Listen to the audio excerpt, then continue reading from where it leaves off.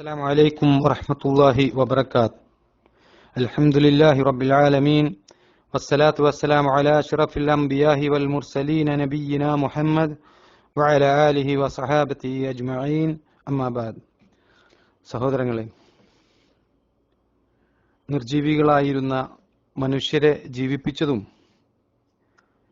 പിന്നീട് ആ മനുഷ്യനെ മരണപ്പെടുത്തുന്നതും പിന്നീട് വീണ്ടും അതേ മനുഷ്യനെ നാളെ പരലോകത്ത് പുനർജീവിപ്പിക്കുന്നതും അള്ളാഹു ആണ് എന്ന വസ്തുത അറിയിച്ച ശേഷം സൂറത്തുൽ ബഖറയിലെ 29-ാമത്തെ ആയത്തിലൂടെ അള്ളാഹു സുബ്ഹാനഹു വ തആല നമ്മെ അറിയിക്കുന്നത് അവൻ മനുഷ്യന് നൽകിയ കണക്കറ്റ അനുഗ്രഹങ്ങളും അതുപോലെ തന്നെ അള്ളാഹുവിന്റെ അപാരമായ കഴിവും അറിവും ഇതിനെക്കുറിച്ചാണ് അള്ളാഹു സുബ്ഹാനഹു വ തആല സൂറത്തുൽ ബഖറയിലെ 29-ാമത്തെ ആയത്തിലൂടെ പറയുന്നത്. അതിൽ അല്ലാഹു സുബ്ഹാനഹു വ തആല പറഞ്ഞ ഹുവല്ലദീ ഖലഖ ലക്കും മാ ഫിൽ അർളി ജമീഅ, അവനാണ് നിങ്ങൾക്ക് വേണ്ടി ഭൂമിയിലുള്ളതെല്ലാം സൃഷ്ടിച്ചു തന്നത്. ഈ വിഷയം കഴിഞ്ഞ ക്ലാസ്സിൽ നമ്മൾ ചർച്ച ചെയ്തതാണ്. ഭൂമിയിലുള്ള വസ്തുക്കളെല്ലാം മനുഷ്യന് വേണ്ടി അല്ലാഹു സുബ്ഹാനഹു വ തആല തയ്യാറാക്കി വെച്ചിരിക്കുന്നു എന്ന് പറഞ്ഞ് അതിനുശേഷം ഭൂമിയുടെ ഉൽപ്പത്തി സൂചിപ്പിച്ച ശേഷം അല്ലാഹു സുബ്ഹാനഹു വ തആല പറയുന്നത്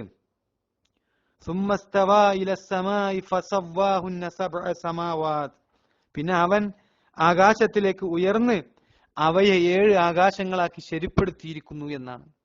ഇവിടെ അല്ലാഹു സുബ്ഹാനഹു വ തആല ആകാശങ്ങളുടെ സൃഷ്ടിപ്പുമായി ബന്ധപ്പെട്ട കാര്യമാണ് നമ്മെ അറിയിക്കുന്നത്. ആകാശഭൂമി ഉൾപ്പെടെയുള്ള പ്രപഞ്ചത്തിന്റെ ഉൽപ്പത്തിയെക്കുറിച്ച് 2 ഘട്ടങ്ങളായുള്ള ഉൽപ്പത്തിയെക്കുറിച്ച് പരിശുദ്ധ ഖുർആൻ വിശദീകരിക്കുന്നുണ്ട്.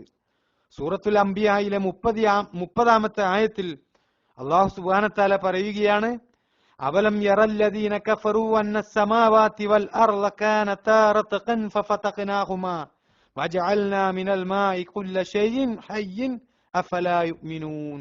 ആകാശങ്ങളും ഭൂമിയും ഒട്ടിച്ചേർന്നതായിരുന്നുവെന്നും എന്നിട്ട് നാം അവയെ വേർപ്പെടുത്തുകയാണ് ഉണ്ടായതെന്നും സത്യനിഷേധികൾ കണ്ടില്ലേ? വെള്ളത്തിൽ നിന്ന് എല്ലാ ജീവവസ്തുക്കളും നാം ഉണ്ടാക്കുകയും ചെയ്തു, എന്നിട്ടും അവർ വിശ്വസിക്കുന്നില്ലേ എന്ന അല്ലാഹു സുബ്ഹാനഹു വ തആല ചോദിക്കുന്നത്. സൂറത്തുൽ ഫുസ്സിലത്തിലെ 11-ാമത്തെ ആയത്തിൽ അല്ലാഹു സുബ്ഹാനഹു വ തആല പറയുകയാണ്, സുമ്മസ്തവാ ഇലസ്സമാഇ വഹിയ ദുഖാനുൻ, അതിനു പുറമെ അവൻ ആകാശത്തിലേക്ക് ഉയർന്ന് അത് ഒരു പുകയായിരുന്നു എന്ന് അല്ലാഹു സുബ്ഹാനഹു വ തആല പറയുകയാണ്. ഇവിടെ പ്രപഞ്ചോൽപത്തിയെ കുറിച്ച് സൂചിപ്പിച്ച ഈ 2 ഘട്ടങ്ങളും സഹോദരങ്ങളെ, ഈ ആയത്ത് സൂറത്തുൽ ബഖറയിലെ 29-ാമത്തെ ആയത്ത് വിശദീകരിക്കുമ്പോൾ, അത് ചർച്ച ചെയ്യുമ്പോൾ മുഫസ്സിറുകൾ രേഖപ്പെടുത്തിയിട്ടുള്ളത് നമുക്ക് കാണാൻ കഴിയും. അതുകൊണ്ട് തന്നെ ഈ 2 ഘട്ടങ്ങളെ കുറിച്ച് നമ്മൾ മനസ്സിലാക്കേണ്ടതുണ്ട്. ഇന്ന് ആധുനിക ശാസ്ത്രത്തിന്റെ നിഗമനങ്ങൾ എടുത്തു പരിശോധിച്ചു കഴിഞ്ഞാൽ ഈ 2 ഘട്ടങ്ങളും കൃത്യമായി സംഭവിച്ചത് എങ്ങനെയാണ് എന്നതിലേക്ക് നമുക്ക് കൂടുതൽ വെളിച്ചം നൽകുന്നു എന്നത് നമ്മൾ എടുത്തു പറയേണ്ടതാണ്. ഏകദേശം 2000 കോടി കൊല്ലങ്ങൾക്ക് മുമ്പ് പ്രപഞ്ചം ആദിമ ഭ്രൂണാവസ്ഥയിലായിരുന്നു എന്നും ഒരു വലിയ സ്ഫോടനത്തോടെയാണ് പ്രപഞ്ചം നിലവിൽ വന്നതെന്നുമാണ് ഇന്ന് ശാസ്ത്രലോകത്ത് ഏറ്റവും അംഗീകരിക്കപ്പെട്ടിട്ടുള്ള ഒരു സിദ്ധാന്തം. ബിഗ് ബാങ് തിയറി അഥവാ മഹാവിസ്ഫോടന സിദ്ധാന്തം എന്ന പേരിലാണ് ഇന്ന് അത് അറിയപ്പെടുന്നത്. സഹോദരങ്ങളെ, ശാസ്ത്രവുമായി ബന്ധപ്പെട്ടുകൊണ്ട് ഈ വിഷയം സംസാരിക്കുമ്പോൾ ഒരു പ്രത്യേകമായ ഒരു കാര്യം ഓർമ്മപ്പെടുത്തുകയാണ്. ഇവിടെ ഈ പ്രപഞ്ചത്തെ സൃഷ്ടിച്ച, നമുക്കെല്ലാം അസ്തിത്വം നൽകിയ നമ്മുടെ റബ്ബ്, ആ റബ്ബ് തന്നെ നമുക്ക് അവന്റെ കലാമായ പരിശുദ്ധ ഖുർആനിലൂടെ പ്രപഞ്ചോൽപത്തിയെ കുറിച്ച് അറിയിച്ചു തരുമ്പോൾ സത്യവിശ്വാസികളായ നമ്മെ സംബന്ധിച്ചിടത്തോളം അതിലൊന്നും യാതൊരു സംശയവും കൂടാതെ അത് വിശ്വസിക്കുന്നവരാണ് നമ്മൾ എന്ന് മനസ്സിലാക്കേണ്ടതുണ്ട്. എന്നാൽ ആധുനിക ലോകത്ത് ഇന്ന് മനുഷ്യൻ നേടിയെടുത്ത അറിവ് ഉപയോഗപ്പെടുത്തിക്കൊണ്ട് ഇത്തരം വിഷയങ്ങൾ കൂടുതലായിക്കൊണ്ട് നമ്മൾ പഠിക്കുമ്പോൾ പരിശുദ്ധ ഖുർആനിന്റെ സത്യത അവിടെ നമുക്ക് കൂടുതൽ ബോധ്യപ്പെടുകയാണ്. അതിലെല്ലാം ഒരു കൃത്യമായ വിശ്വാസം ആർജിച്ചെടുക്കുവാൻ വേണ്ടി നമുക്ക് ഈ പഠനങ്ങൾ കൊണ്ട് സാധിക്കുമെന്നത് ഒരു യാഥാർത്ഥ്യമായതുകൊണ്ട് സഹോദരങ്ങളെ, ഈ വിഷയം ഇവിടെ ഉദ്ധരിക്കുന്നത് ബിഗ് ബാങ് തിയറി അഥവാ മഹാവിസ്ഫോടന സിദ്ധാന്തം, ഈ സിദ്ധാന്തം അംഗീകരിച്ചാലും ഇല്ലെങ്കിലും പരിശുദ്ധ ഖുർആൻ പറഞ്ഞതുപോലെ പ്രാപഞ്ചിക വസ്തുക്കളെല്ലാം ഒന്നിച്ച് ഒരൊറ്റ ആദി പദാർത്ഥത്തിന്റെ ഭാഗമായിരുന്നു എന്ന വസ്തുത ഇന്ന് ശാസ്ത്ര ലോകത്ത് തർക്കമില്ലാത്ത വിഷയമാണ്. ഈ ആദി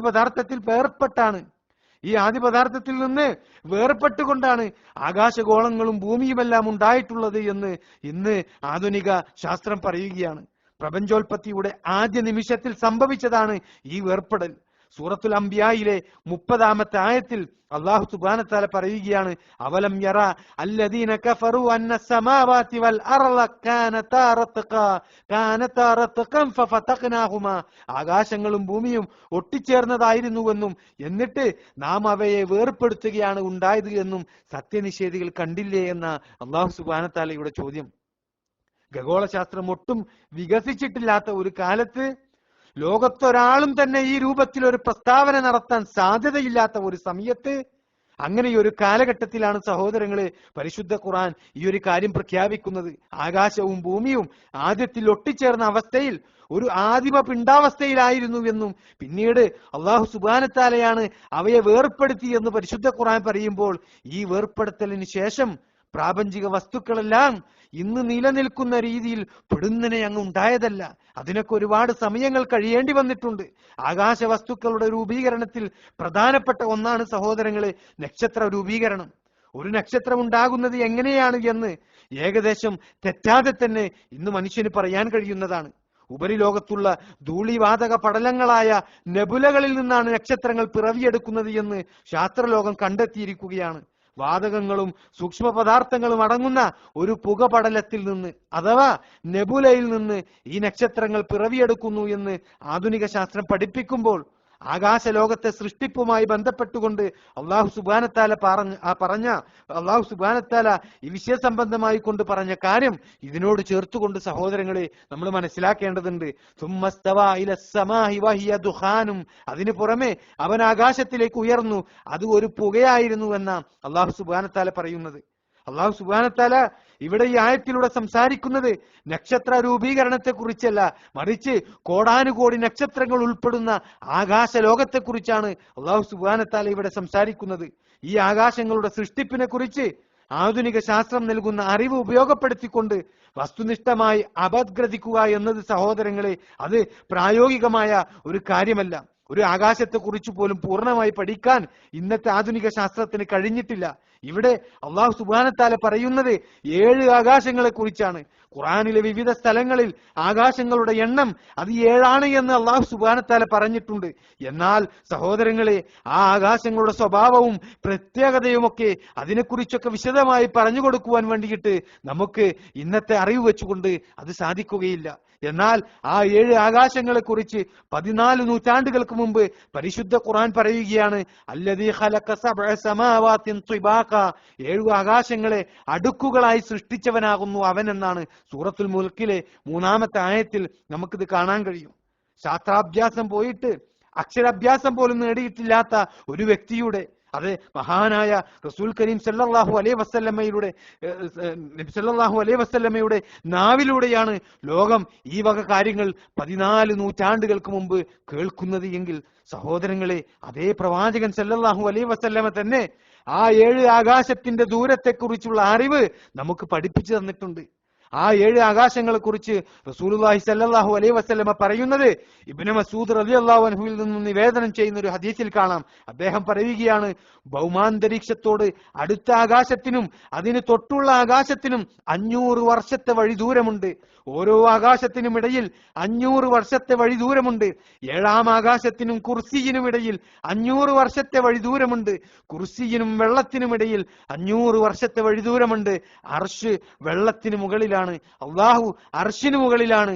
നിങ്ങളുടെ കർമ്മങ്ങളിൽ യാതൊന്നും അവന് ഗോപ്യമല്ല എന്ന് അള്ളാഹുവിന്റെ പ്രവാചകൻ സല്ലല്ലാഹു അലൈഹി വസല്ലമ പറഞ്ഞത് ഇബ്നു മസ്ഊദ് റളിയല്ലാഹു അൻഹുവിൽ നിന്ന് റിപ്പോർട്ട് ചെയ്തത് ഇമാം ദഹബി പറയുകയാണ്. സഹോദരങ്ങളെ, ഇബ്നു മഹദി കൊടുത്ത ഈ റിപ്പോർട്ടിനെ കുറിച്ച് ഇമാം ദഹബി റഹിമഹുല്ലാഹ് പറയുന്നത്, ഈ അസറിന്, അതായത് ഈ പരമ്പരക്ക്, ഈ അസറിന് വേറെയും പരമ്പരകളുണ്ട് എന്നാണ്. അതായത് ഈ ഒരു അഭിപ്രായത്തിന്, ഇബ്നു മസ്ഊദ് റളിയല്ലാഹു അൻഹു പറഞ്ഞ ഈ അഭിപ്രായത്തിന് അതിന് വേറെയും ധാരാളം പരമ്പരകളുണ്ട് എന്ന് ഇമാം ദഹബി റഹിമഹുല്ലാഹ് പറയുകയാണ്.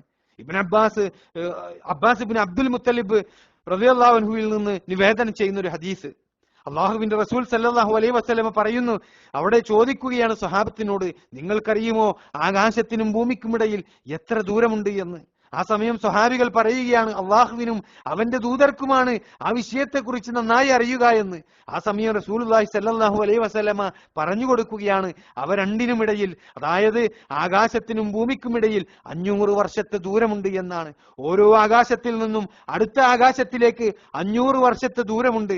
ഓരോ ആകാശത്തിന്റെയും വിസ്തീർണം 500 വർഷത്തെ വഴിദൂരമാണ്. 7-ാം ആകാശത്തിനും അർശിനുമിടയിൽ ഒരു സമുദ്രമുണ്ട്. അതിന്റെ മുകൾ ഭാഗത്തിനും അടിഭാഗത്തിനുമിടയിൽ ആകാശത്തിനും ഭൂമിക്കുമിടയിലുള്ളത് പോലെയുള്ള ദൂരമുണ്ട്. അള്ളാഹു അതിന് മുകളിലാണ്. അള്ളാഹുവിന് ആദം സന്തതികളുടെ കർമ്മങ്ങൾ യാതൊന്നും ഗോപ്യമല്ല എന്ന് അള്ളാഹുവിന്റെ പ്രവാചകൻ സല്ലല്ലാഹു അലൈഹി വസല്ലമ പറഞ്ഞത് അബ്ബാസ് ബിൻ അബ്ദുൽ മുത്തലിബ് റളിയല്ലാഹു അൻഹുവിൽ നിന്നും നിവേദനം ചെയ്യുന്ന ഹദീസ് ഇമാം അബൂ ദാവൂദ് ഉദ്ധരിക്കുന്നത് നമുക്ക് കാണാൻ കഴിയും. സഹോദരങ്ങളെ, ഇവിടെ ഈ പ്രപഞ്ചത്തിൽ 7 ആകാശങ്ങളുണ്ട് എന്ന് പരിശുദ്ധ ഖുർആൻ നമുക്ക് പഠിപ്പിച്ചു തരുമ്പോൾ അതിലെ ഓരോ ആകാശത്തിനും ഇടയിൽ 500 വർഷത്തെ വഴിദൂരമുണ്ട് എന്ന് നബി സല്ലല്ലാഹു അലൈഹി വസല്ലമ നമ്മെ അറിയിക്കുമ്പോൾ അല്ലാഹു സുബ്ഹാനഹു വ തആല പറയുകയാണ്, വലഖദ് സയ്യന്ന സമാഅ ദുനിയാ ബിമസാബിഹ, അതിലെ ഏറ്റവും അടുത്ത ആകാശത്തെ നാം ചില വിളക്കുകൾ കൊണ്ട് അലങ്കരിച്ചിരിക്കുന്നു എന്ന്. സഹോദരങ്ങളെ, നമ്മൾ മനസ്സിലാക്കേണ്ടത് അല്ലാഹു സുബ്ഹാനഹു വ തആല ഏറ്റവും അടുത്ത ആകാശത്തെ, അതായത് 7 ആകാശങ്ങളിൽ താഴെയുള്ള ആകാശത്തെയാണ് വിളക്കുകൾ കൊണ്ട് അലങ്കരിച്ചിരിക്കുന്നു എന്ന് പറഞ്ഞത്. ഇന്ന് നമ്മൾ കണ്ടുകൊണ്ടിരിക്കുന്ന സൂര്യനടക്കമുള്ള ഓരോ നക്ഷത്രങ്ങളും അതിലെ ഗ്രഹങ്ങളും ഉപഗ്രഹങ്ങളും ഒക്കെ അടങ്ങിയ സംവിധാനങ്ങൾ അല്ലാഹു സുബ്ഹാനഹു വ തആല അലങ്കരിച്ചിട്ടുള്ളതാണ്. ഇന്ന് ആധുനിക ലോകം കണ്ടെത്തിയ 100 ബില്യൺ ഗാലക്സികളും അതിലടങ്ങിയ നക്ഷത്രങ്ങളും, അങ്ങനെ മനുഷ്യനെ സംബന്ധിച്ച് അറ്റമില്ലാത്ത ഈ ആകാശലോകം, അതെല്ലാം സഹോദരങ്ങള് വെറും ഇസ്ലാമിക വീക്ഷണപ്രകാരം 7 ആകാശങ്ങൾ അടങ്ങിയ പ്രപഞ്ചത്തിലെ ചെറിയ ഒരു ഭാഗം മാത്രമാണ്. മനുഷ്യന് കണ്ടെത്താൻ കഴിഞ്ഞതെല്ലാം അള്ളാഹു വിളക്കുകൾ കൊണ്ട് അലങ്കരിച്ചിരിക്കുന്നു എന്ന് പറഞ്ഞ ഈ താഴെയുള്ള ആകാശത്തിലെ വിശേഷണങ്ങൾ മാത്രമാണ് എന്ന് നമ്മൾ മനസ്സിലാക്കേണ്ടതുണ്ട് സഹോദരങ്ങളെ. അതിലെ വെറും ചെറിയ ഒരു ഭാഗം മാത്രമാണ് സഹോദരങ്ങളെ, അതിലെ വെറും ചെറിയ ഒരു ഭാഗം, അത് മാത്രമാണ്, അതിലെ ഒരു ജീവി മാത്രമാണ് സഹോദരങ്ങളെ നമ്മൾ മനുഷ്യരെന്നുള്ളത് നമ്മൾ തിരിച്ചറിയേണ്ടതുണ്ട്. ആകാശഭൂമികളെയും അതുപോലെ തന്നെ അതിലെ സകല വസ്തുക്കളെയും അതിസമർത്ഥമായ രീതിയിൽ സൃഷ്ടിച്ച, വളരെ വ്യവസ്ഥാപിതവും യുക്തവുമായ ഏറ്റവും നല്ല രീതിയിൽ അതിനെ നിയന്ത്രിച്ചു പരിപാലിച്ചു പോരുന്ന നമ്മുടെ റബ്ബ്, ആ റബ്ബ് എല്ലാ കാര്യങ്ങളെക്കുറിച്ചും അറിയുന്നവനാണ് എന്ന് പറഞ്ഞുകൊണ്ടാണ് സൂറത്തുൽ ബഖറയിലെ 29-ാമത്തെ ആയത്ത് അവസാനിക്കുന്നത്. വഹുവ ബികുല്ലി ഷൈഇൻ അലീം, അവൻ എല്ലാ കാര്യത്തെക്കുറിച്ചും അറിയുന്നവനാണ് എന്നാണ്. ഇവിടെ സഹോദരങ്ങളെ, നമുക്ക് അറിയിക്കപ്പെട്ട അള്ളാഹുവിന്റെ 99 നാമങ്ങളിൽ അള്ളാഹുവിന്റെ അലീം എന്ന നാമമാണ് പ്രതിപാദിക്കപ്പെട്ടിട്ടുള്ളത്. ആ നാമത്തെക്കുറിച്ചുകൂടി നമ്മൾ ഈ ആയത്തിന്റെ പഠനത്തിന്റെ ഭാഗമായി നമ്മൾ വിശദമായി പഠിക്കേണ്ടതുണ്ട്. അത് ഇൻഷാ അല്ലാഹ് നമുക്ക് അടുത്ത ക്ലാസ്സിൽ ചർച്ച ചെയ്യാം. അല്ലാഹു സുബ്ഹാനഹു വ തആല അനുഗ്രഹിക്കുമാറാകട്ടെ.